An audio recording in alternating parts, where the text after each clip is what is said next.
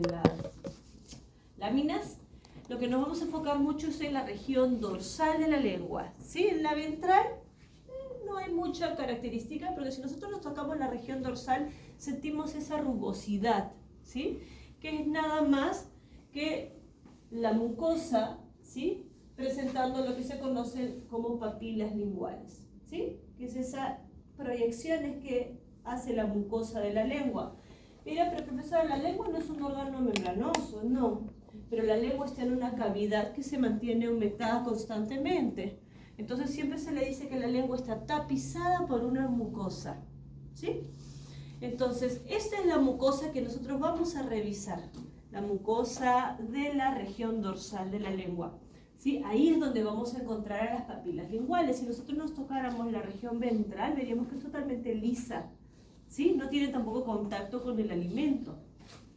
Es más vascularizada que otra cosa realmente. Ahora, nosotros vamos a identificar y diferenciar los dos tipos de papilas. Me dirán, profesora, pero en la teoría, por ejemplo, de acuerdo a especie y tipo de papila que hay, la forma de las papilas pueden variar. Por supuesto, están las filiformes, foliadas, fungiformes, circunvaladas, ¿sí? Pero más que la forma, que eso entra mucho en contexto de especie y localización en la lengua, quiero que identifiquen si es una papila mecánica o si es una papila gustativa, ¿sí?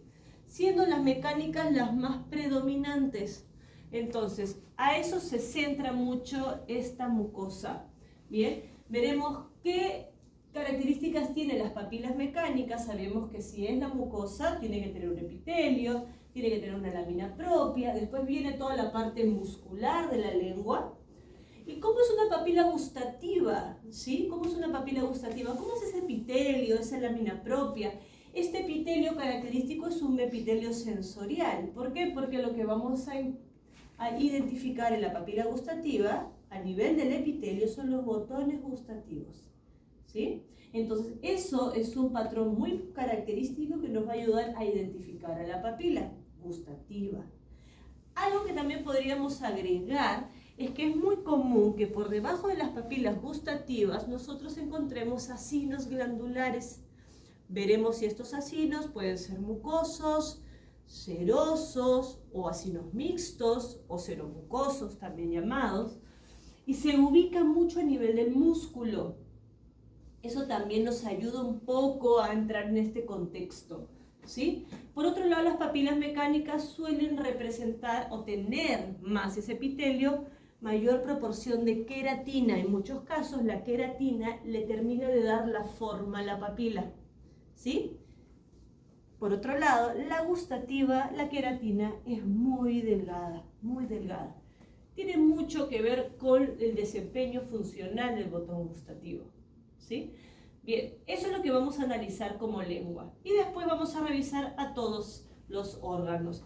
Todo esto lo vamos a trabajar en contexto de, en este caso, de las imágenes que quiero acá un poco hacer referencia para que lo puedan utilizar en las láminas histológicas.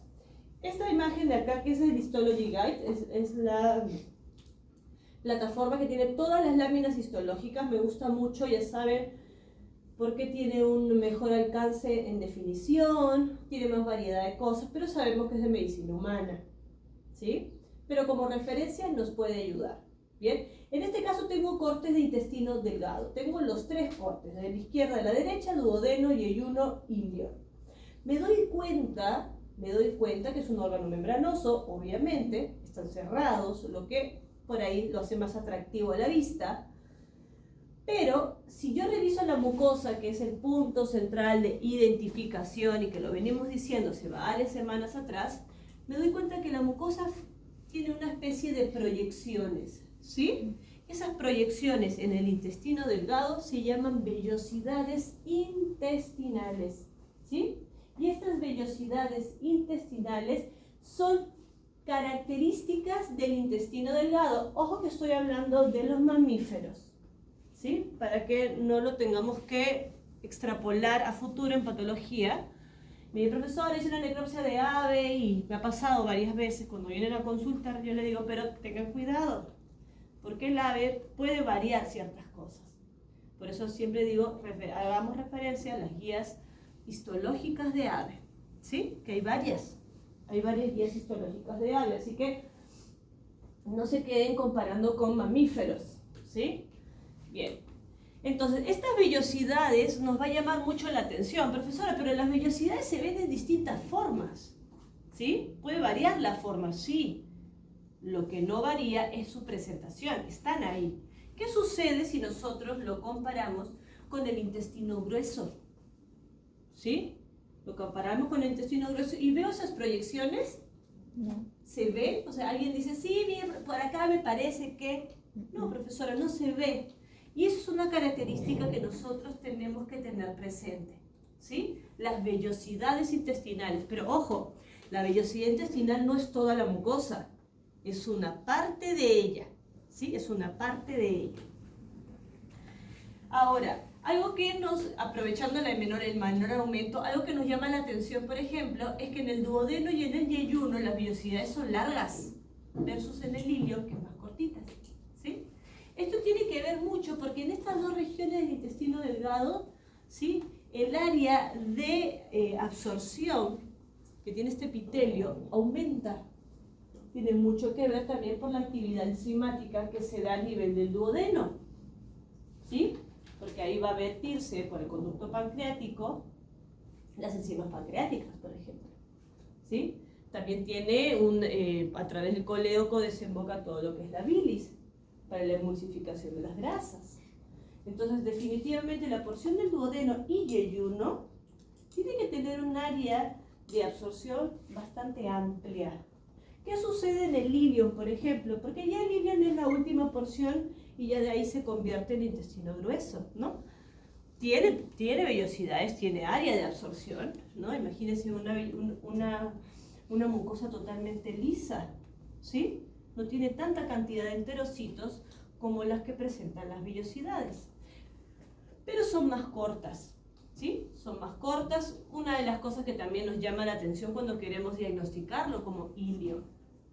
Ahora, algo que tenemos que tener presente es que el duodeno, por ejemplo, ahorita hablamos un poco más de la mucosa, el duodeno tiene una particularidad, que la submucosa presentan glándulas, las conocidas glándulas de Brunner, ¿sí?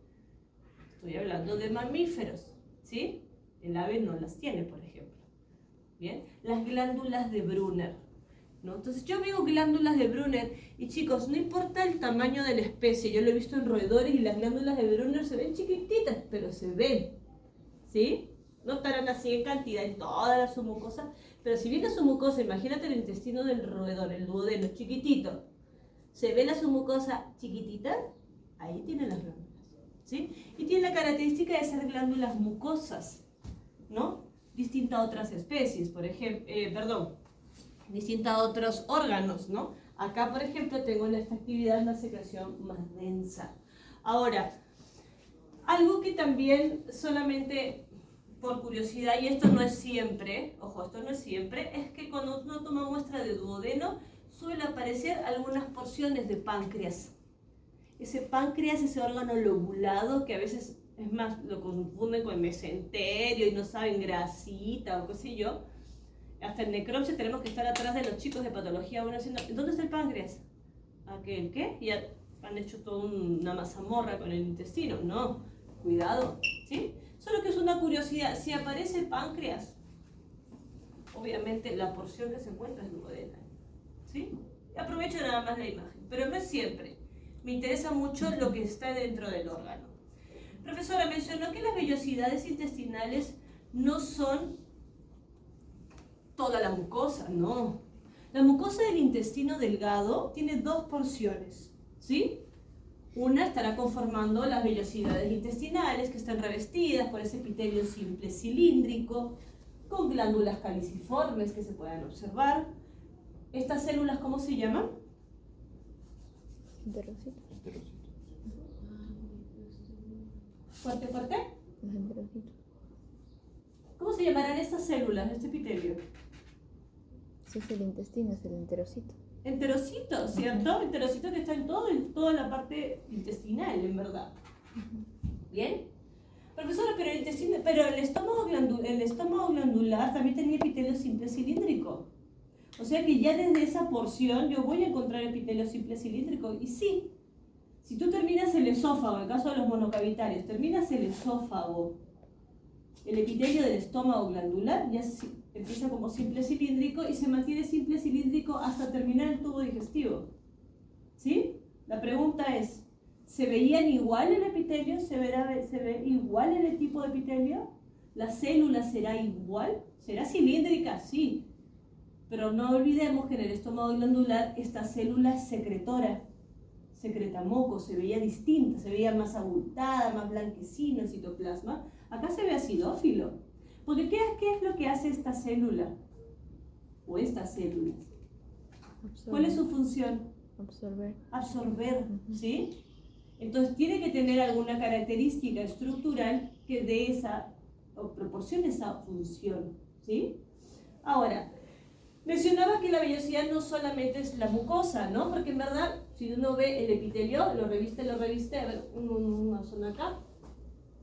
Tenemos este epitelio que reviste toda la vellosidad y después que se invagina y forma una estructura tubular que tiene una luz, ¿sí? Formando lo que se conoce como una glándula tubular recta. Acá hay una, acá hay otra, acá hay otra, a veces se ve la luz de estas. Yo siempre digo, si las vas a ver, míralas en corte longitudinal. No las mires en transversal, que vas a ver estructuras más circulares. Míralas así. Búscalas para verlas así. Esta es la otra porción de la mucosa intestinal, del intestino delgado, que son las criptas o glándulas del Lieberkühn. ¿Sí? Estas glándulas son glándulas tubulares rectas si le damos el enfoque de epitelio secretor. ¿Sí? Cuando decíamos glándulas acinares, glándulas alveolares, glándulas tubulares, bueno, estas son tubulares pero son rectas, distintas a las sudoríparas, que son enrolladas, ¿sí? Ahora, acá también vamos a encontrar enterocitos. Posiblemente en otras porciones del intestino empiecen a aumentar las glándulas caliciformes, suelen estar en mayor proporción, más en las criptas que en las vellosidades. Va a depender mucho de la porción del intestino delgado, observemos. Algo que también tenemos que recordar en la teoría es que se habló también de que en las criptas están las células blasto, que están dando regeneración a todas las células de la mucosa intestinal. Por eso vamos a ver actividad mitótica, ¿sí?, de estas células de replicación. Y algo que lastimosamente he estado revisando las láminas y no se ha podido encontrar, estoy viendo las donaciones de otros ciclos anteriores a ver si en alguno se ve, es que hay unas células que presentan gránulos a nivel del citoplasma, ¿sí?, que generalmente la coloración H&E tiñe esos gránulos más acidófilos, pero hay veces que se ven y hay veces que realmente no se ven. En este caso no se ven. Esas células son las conocidas células de Panet, ¿sí? Y esas células de Panet se encuentran también en la base de las glándulas del Lieberkühn, ¿sí? Y siempre digo, si ves esos gránulos acidófilos, la ubicas dentro de esta glándula, las puedes mencionar. Si no, por teoría sabemos que están ahí, pero si histológicamente no las veo, pues no las vi, ¿sí? Igual los invito a revisar alguna literatura que tenga estas células de Panet para que vean y se saquen esa curiosidad de cómo se ven, ¿sí? Ok. Por debajo del epitelio estará la lámina propia, que se extiende dentro de toda la vellosidad, ¿sí? La lámina propia no es que esté acá nomás, ojo con eso, la lámina propia está acá. Se puede encontrar, profesora, obviamente un conjuntivo, podemos ver, en algunos casos de corte de intestino se puede ver tejido linfático difuso, va a depender mucho de la especie, ¿no?, que son estos linfocitos dispersos, podría ser. También si revisan la vellosidad y por ahí encuentran algunas células del músculo liso que salen de la muscular de la mucosa e ingresan a la vellosidad, tiene sentido, más que todo en duodeno y en yeyuno, que tienen vellosidades muy largas. Podemos encontrar algunas células del músculo liso, sí, es factible. Bien.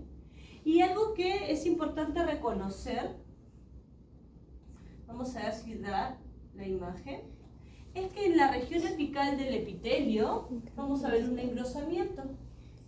Así es que se ven las microvellosidades, ¿sí? Así es como se representan. Miren que estamos al máximo y que llega hasta el 40X, como llega a sus microscopios. Y se ve ahí la microvellosidad, ¿no? Algunos textos le dicen la chapa estriada, ¿sí? Y eso es muy característico en el intestino delgado. Específicamente se ve mejor. El grueso también absorbe, ojo con esto, ¿sí? Pero como tiene más epitelio el intestino delgado, pues se puede ver con mayor detalle. Entonces significa que si yo tengo una imagen así,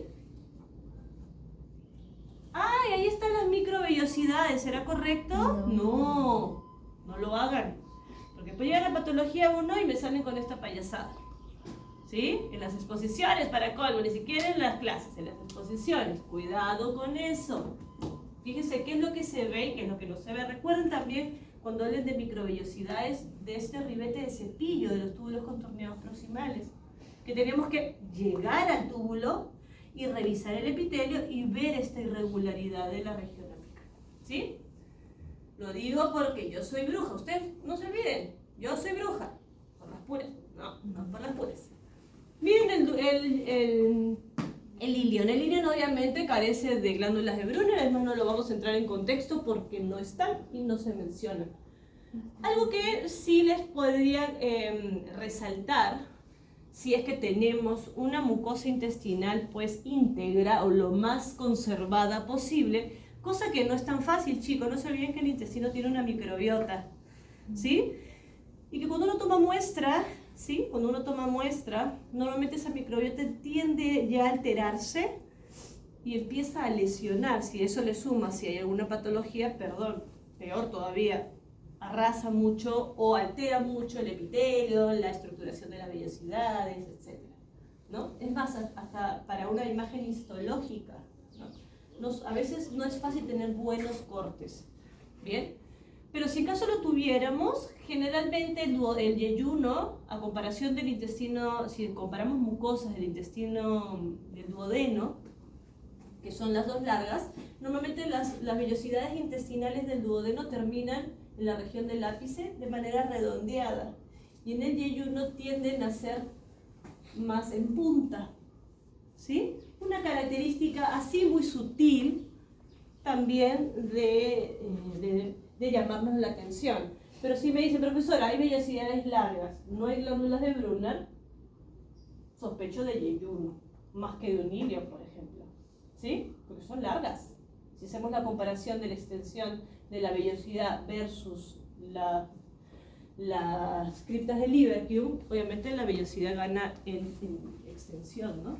Y las criptas, obviamente, que se encuentran a nivel de la base, ¿no? Siempre en corte longitudinal les aconsejo revisarlas. ¿Por qué? Porque a veces las ven así y no está mal, ¿sí? Estas también son criptas de Lieberkühn, ¿sí? Solo que en vez de verlas así, las estás viendo así.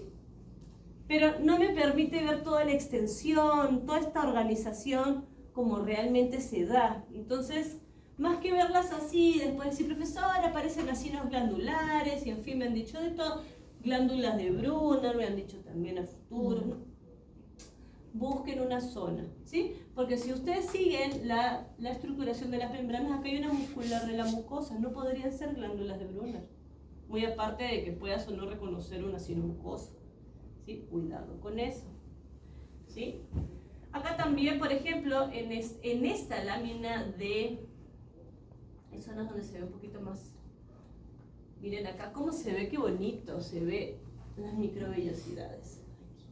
¿Sí? Esta chapa estriada característica se puede ver a ese nivel. ¿Bien? Y ojo, en mis láminas hay que tomarse el tiempo, pero se ven, se ven. ¿Qué pasa en el ilion? ¿Sí? Algo característico en el ilion, obviamente, es las vellosidades se mantienen iguales. Solamente la extensión va a variar.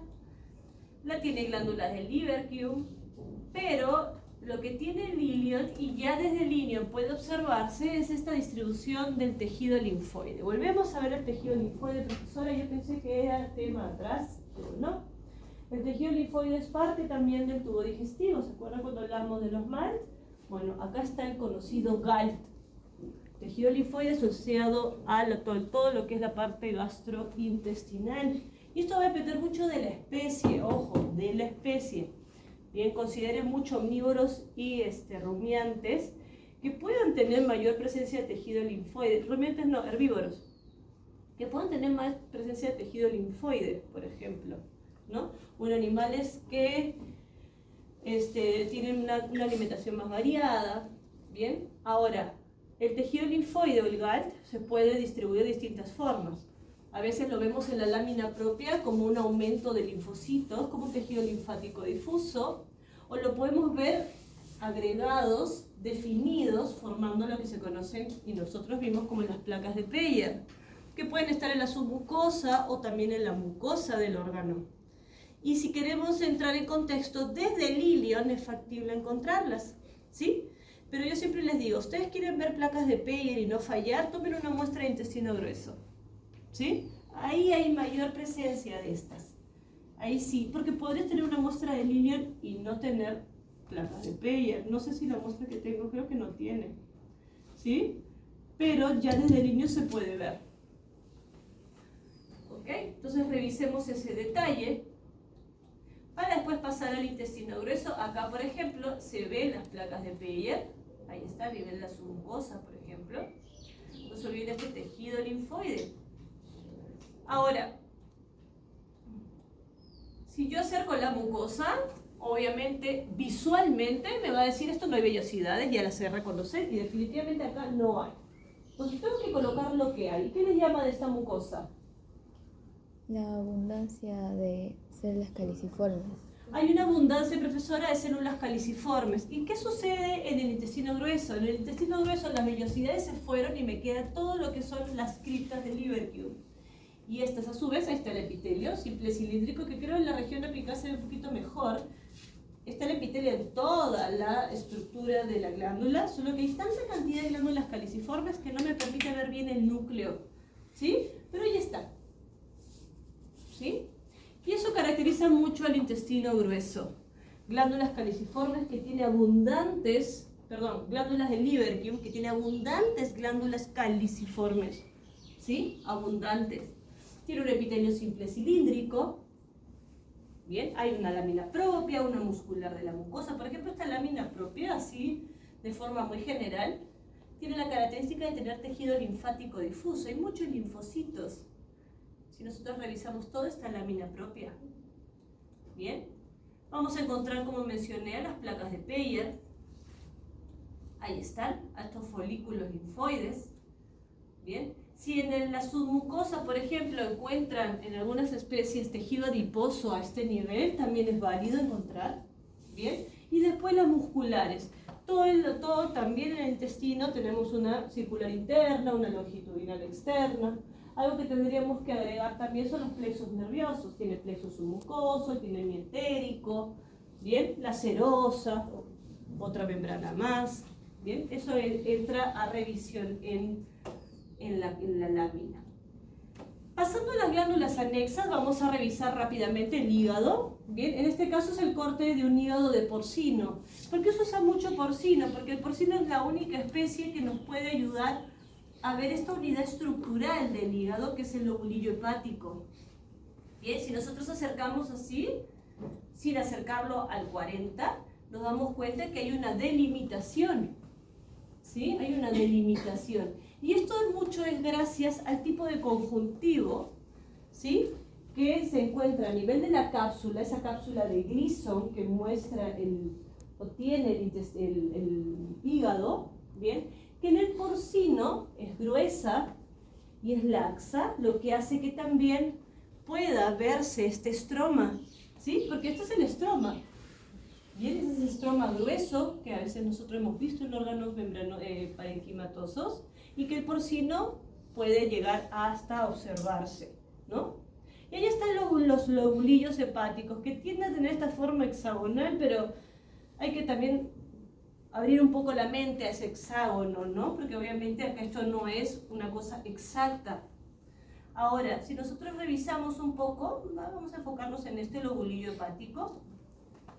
Tenemos que la idea en la estructuración, ¿no? el esquema del lobulillo hepático centra un vaso sanguíneo al centro del lobulillo, que es la vena centrolobulillar o vena central, que sería esta de acá. Bueno, tiene el lobulillo hepático, tiene aristas o vértices donde se ubican las tríadas hepáticas, ¿no? Más o menos para tener un poco de contexto. Y después, conformando todo el lobulillo, los hepatocitos. Tenemos que saber e identificar el hepatocito. Es una célula muy particular. ¿Bien?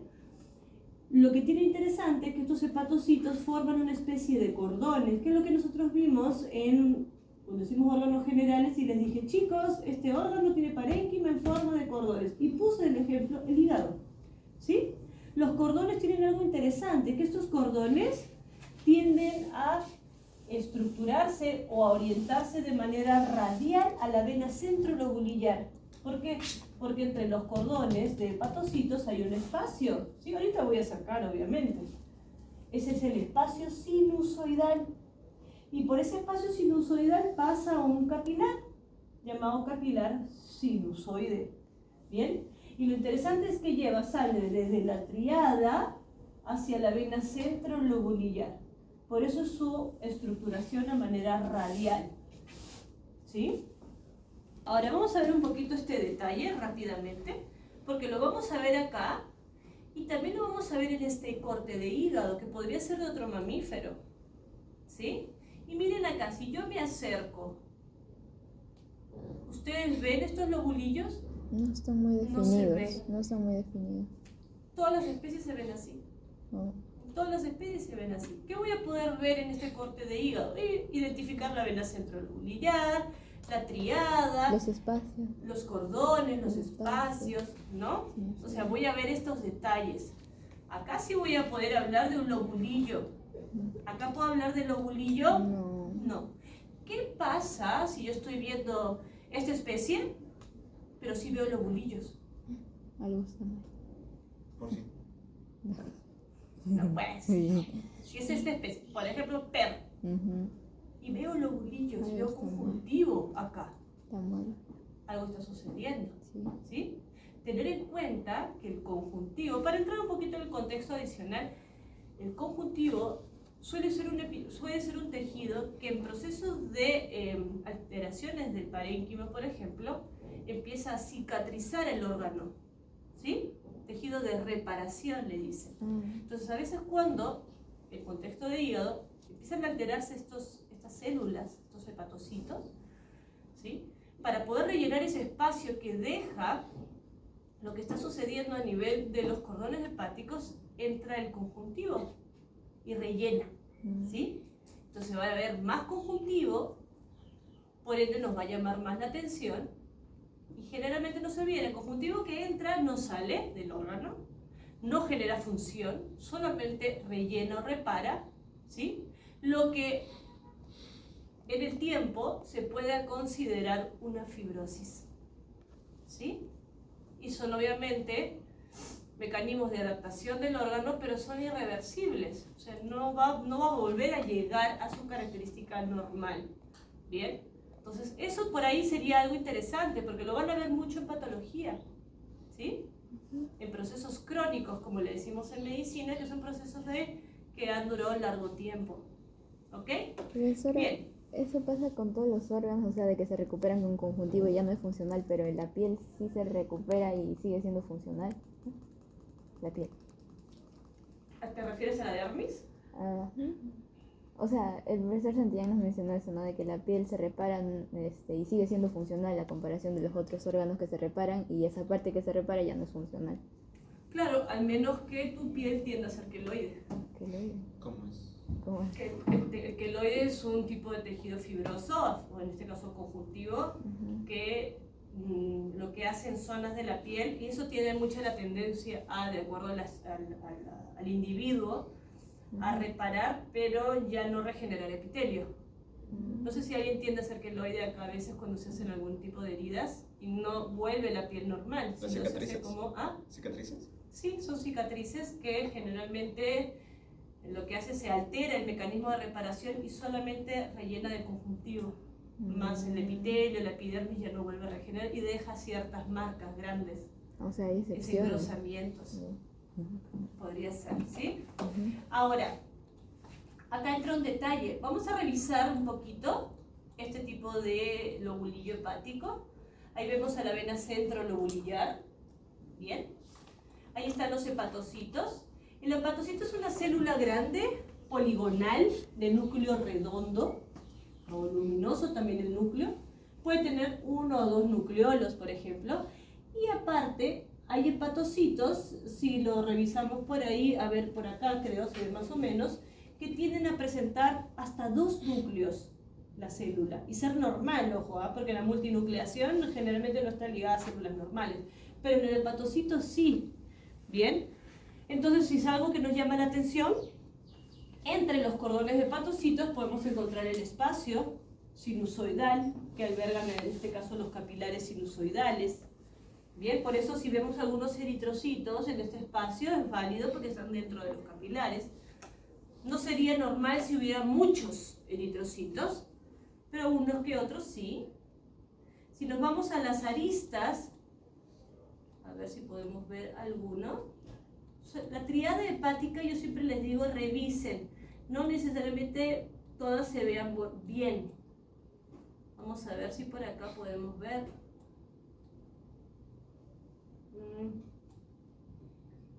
Que se tenga que convencer. ¿Quién es? No sé quién es, pero bueno. A ver acá. Vamos a ver por aquí. Si no, lo vemos en la otra lámina. Buenos días, profesor. ¿Qué tal? Para ver mi lámina de foto. Ah, ya. ¿De necropsia? Sí, de necropsia. ¿Yo tengo las láminas? Sí, claro. Ah, ya. Así mismo. Dame un segundito. Un segundo. Gracias. Sí, me olvidé traerla acá. Bien. A ver, creo que por acá nos ayuda. ¿Ya?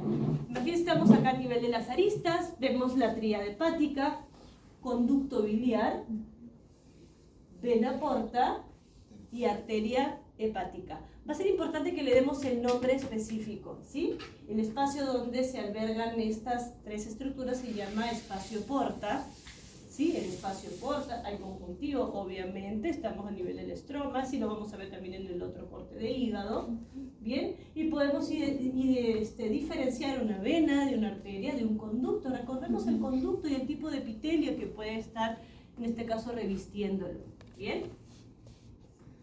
Ahora, acá vemos, por ejemplo, el otro corte de hígado, ¿bien? Ahí está.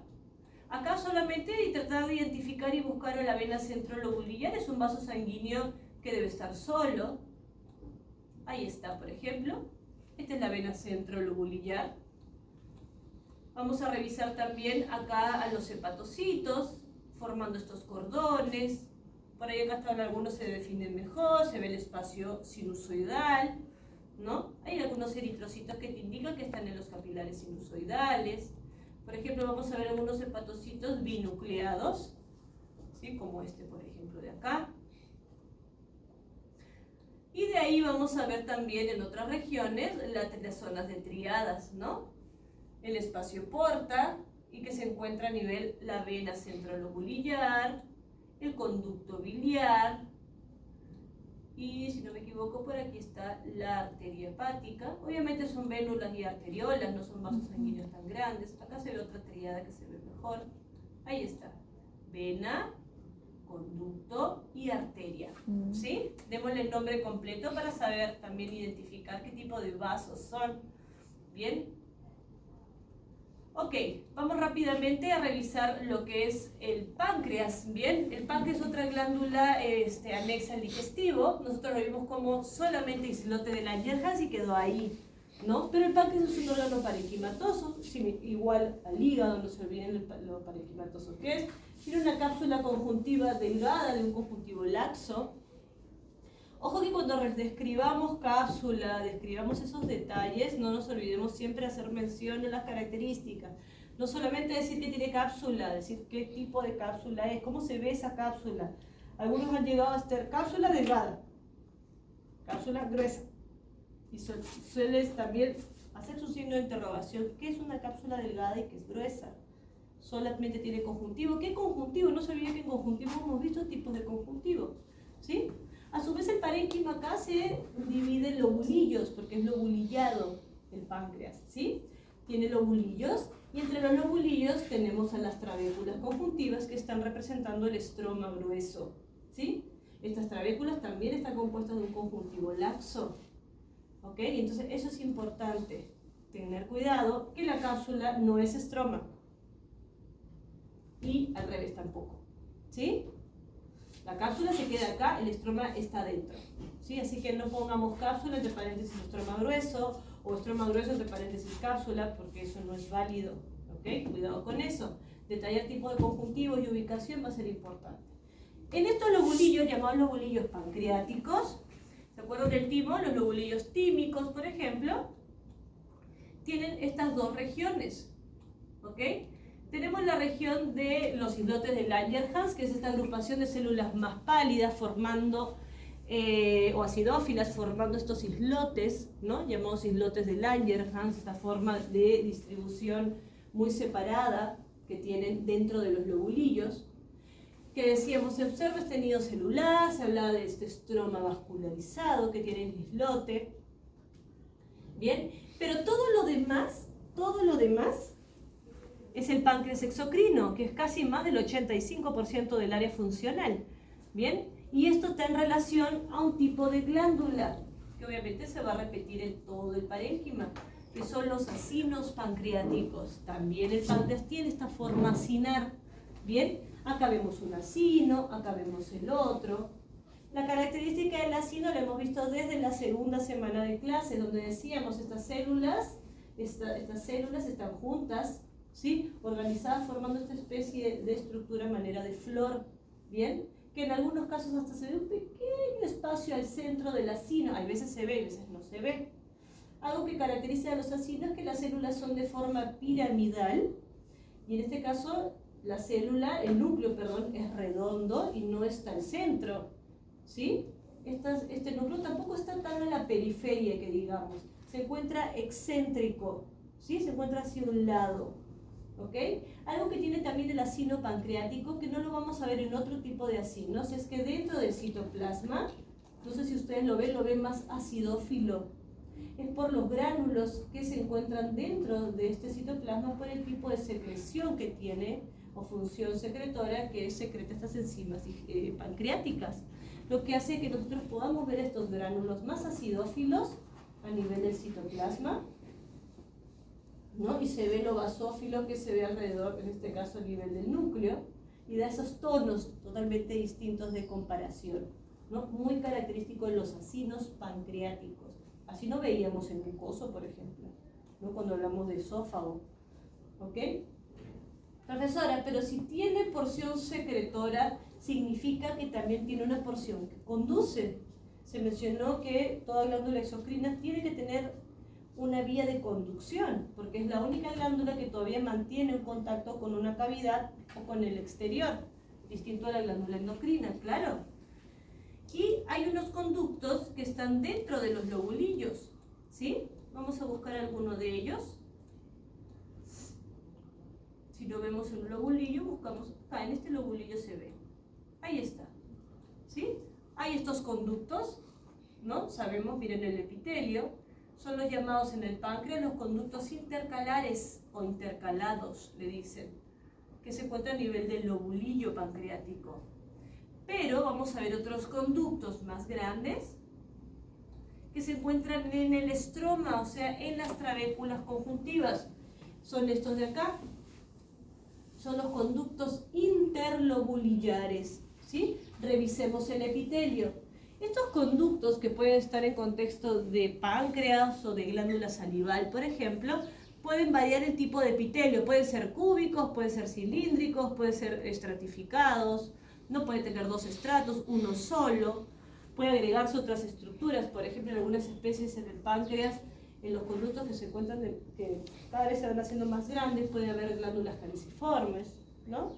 Tiene una especie de lubricación a nivel del conducto, porque estos después van a confluir a formar el conducto pancreático. Entonces, va a depender mucho también a qué nivel del corte hemos hecho la toma de muestra del órgano. ¿Bien? Por otro lado, vamos a ver a las glándulas salival, en este caso he elegido esta, que no es la que yo voy a colocar en imagen, yo voy a poner la parótida, la submandibular, pero justo en esta glándula salival tenemos distintos tipos de acino y me va a permitir por ahí comparar los tipos de acino. ¿Bien? Lo característico de la glándula salival, y pasa en todas, es que también se forman lobulillos. ¿Sí? Si se han dado cuenta, tengo una separación conjuntiva, porque acá hay trabéculas conjuntivas, entonces tengo esta separación de forma lobulillar. No tendré los lobulillos tan separados unos de otros como en los otros órganos, pero en este caso igual se ve esa separación, ¿sí? Esa delimitación, mejor dicho, no separación.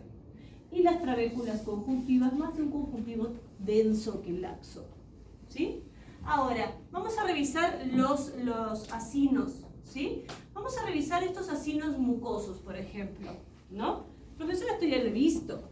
Que tiene el acino mucoso, tiene la característica también de tener estas células, que tiene esta forma también piramidal, solo que el citoplasma es más abultado, se ve pálido por el contenido, blanquecino más que pálido, perdón, por ese contenido de moco que tiene la célula, ¿no? Que la hace verse más grande.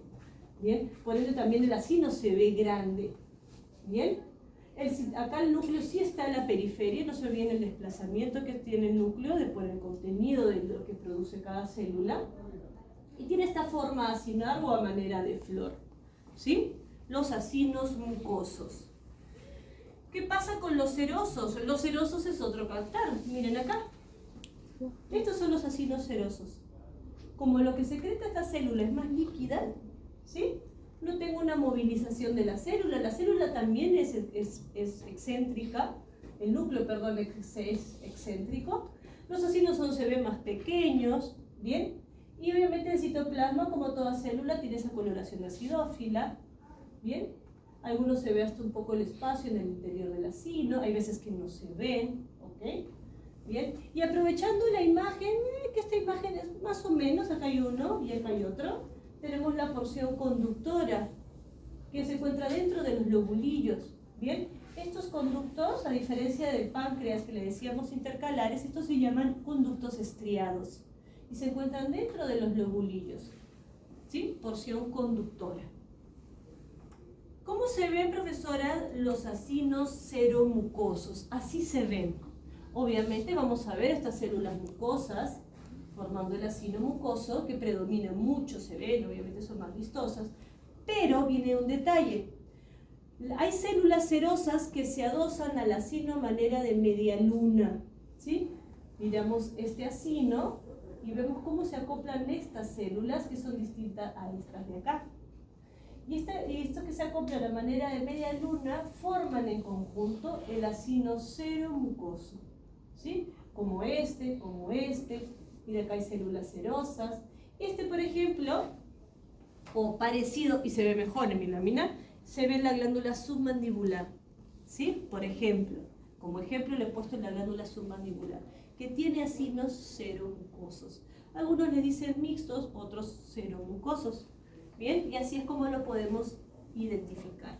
Revisemos también los acinos glandulares de la lengua que tiene la papila gustativa, para que vean también los tipos de acinos. ¿Sí? Profesora, si tienen conductos dentro del lobulillo, ¿también tiene entre los lobulillos? Sí, claro que sí. Si nosotros nos vamos y nos ubicamos entre los lobulillos, vamos a encontrar conductos como este, por ejemplo. ¿Sí? Y tienen el mismo nombre, conductos interlobulillares. ¿Sí? Interlobulillares. ¿Ok? ¿Preguntas o dudas? Ninguna. Entonces, vamos a proceder en las mesas de adelante a encender los microscopios. ¿Sí? Los invito a revisar características histológicas para que ustedes lo tengan presente en la revisión de las láminas. Acá. ¿Sí?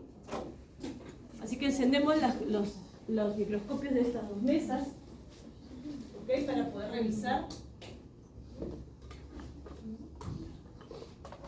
Y me van a ir ayudando a colocar las láminas. Buen día, profe. ¿Qué tal, Jeremy? ¿Cómo estás? Bien, profe, gracias. Vamos a poner una mesa de glándulas y otra mesa de intestinos, ¿sí? Así que en esta mesa vamos a encender 4 microscopios. Sí, lo iba a poner. Y en esta voy a mesa poner. vamos a encender 2, Ah, ya, pues me quedo todo. 3, 1.